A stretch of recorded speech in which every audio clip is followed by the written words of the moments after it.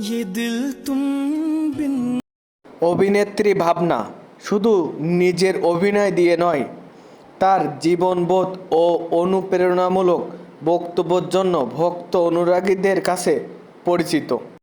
নাটকের মঞ্চ থেকে শুরু করে বড় পর্দায় সবখানে নিজের মসিয়ান দেখিয়েছেন।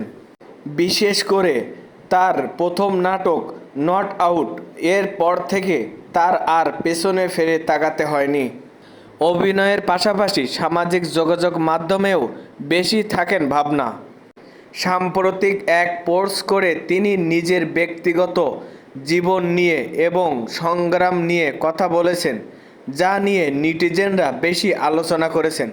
পোস্ট করে ভাবনা লিখেছেন, আমি বুঝতে শিখেছি যে প্রতিটি সংগ্রামের মাধ্যমে কিছু শেখার আছে।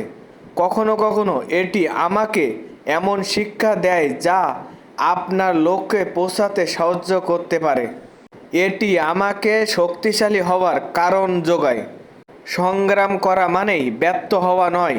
উল্লেখ করে অভিনেত্রী বলেন, ভালো কিছু সহজে আসে না। বেশিরভাগ সময়ে আপনার জীবনে ভালো কিছু ঘটার আগে আপনাকে সংগ্রাম করতে হবে।